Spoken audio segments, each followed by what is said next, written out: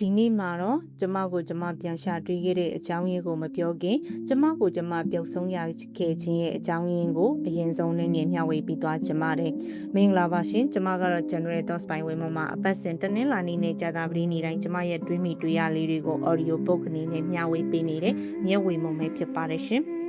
ကျမက emotional person တစ်ယောက်ပါတခုခုဆိုဖွဲမိလို့ပဲတမီမီခံစားလေးရှိပါတယ်ခံစားရဆိုတဲ့နေရာမှာလည်းကောင်းတာထက်မကောင်းတာကိုပိုခံစားလေးရှိကြောင်းပထမဦးဆုံးဝန်ခံတရားစီအဲ့ဒီရဲ့အကျိုးဆက်ကတော့ကို fit and ဖြစ်မှန်းမသိဖြစ်လာတာပါပဲ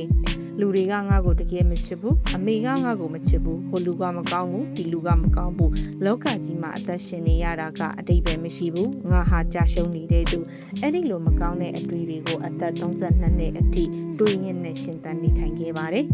နေ့ရက်တိုင်းဟာတက်တောင့်တက်တာမရှိပဲအတွင်းထဲမှာမမြင်ရတဲ့လေးလံမှုတစ်ခုနဲ့ရှင်သန်နေရတယ်လို့ပဲဖြစ်နေခဲ့ပါတယ်လွန်ခဲ့သော2လမှာကျမကလမ်းလုံးဝပြောင်းနေချိန်ဘာလို့ကမယ်မှမသိပဲတယောက်တည်းရောင်ချာနဲ့စိတ်သက်တွေကြာဆင်းနေတဲ့ကာလတစ်ခုကိုရောက်ရှိနေချိန်မှာ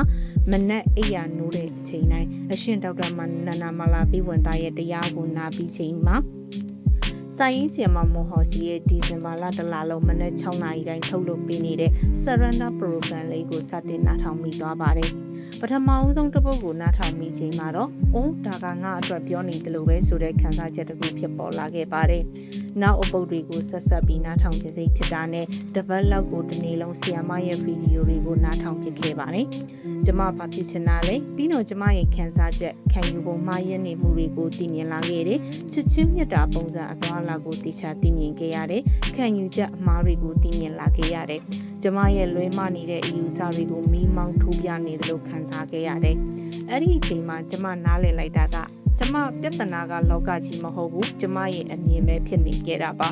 အဲ့ဒီအချိန်လေးမှာကျမဘဝကိုအမှောင်လေးကနေကယ်ထုတ်လိုက်တဲ့အချိန်လို့သိချသိလိုက်တဲ့အချိန်ပါပဲ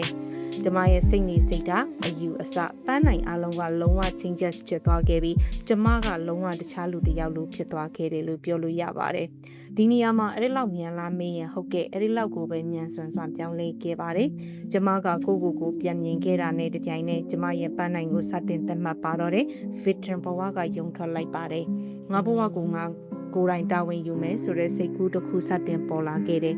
ကျမလိုချင်တဲ့ပန်းနိုင်ကိုဒီဇိုင်းမတ်လျှောက်ဖို့အားအင်းနေပြေဝနေခဲ့ပါတယ်အရာရာကိုအကောင်းမြင်တတ်တဲ့လက်ခံတဲ့သူတစ်ယောက်ဖြစ်လာခဲ့ပါတယ်နေ့ရက်တိုင်းကပေါ်ပါပြီးတော့အတိတ်ပဲရှိနေခဲ့ပါတယ်အခုချိန်မှာကျမကသတ်မှတ်ထားတဲ့ပန်းနိုင်ကိုရောက်ဖို့လိုသေးသည့်တိုင်အောင်ရောက်အောင်ရှောက်ဖို့ယုံကြည်ချက်တွေပြင်ထန်နေခဲ့ပါတယ်တနေ့ကိုနည်းမစုံမနေကြိုးစားနေပါတယ်အထူးခြားဆုံးကတော့နှစ်ပေါင်းများစွာအဆင်မပြေဖြစ်ခဲ့တဲ့ကျမနဲ့အမေရဲ့ဆက်ဆံရေးဟာအံ့ဩဖွယ်ကောင်းအောင်အဆင်ပြေခဲ့ပြီးကျမနှလုံးသားတွေကအလေးချိန်တစ်ခုလည်းပျောက်ကွယ်သွားခဲ့တယ်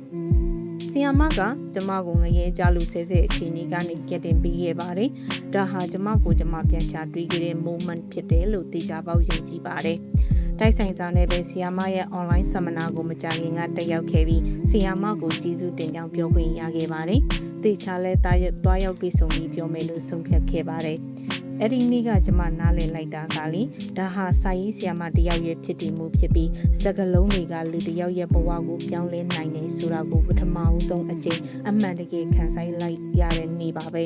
ကျမလည်းသူမလိုလူတွေကိုခွန်အားပေးနိုင်တဲ့စာရေးသူတယောက်ဖြစ်အောင်ကြိုးစားမယ်လို့ကတိပေးလိုက်ပါတယ်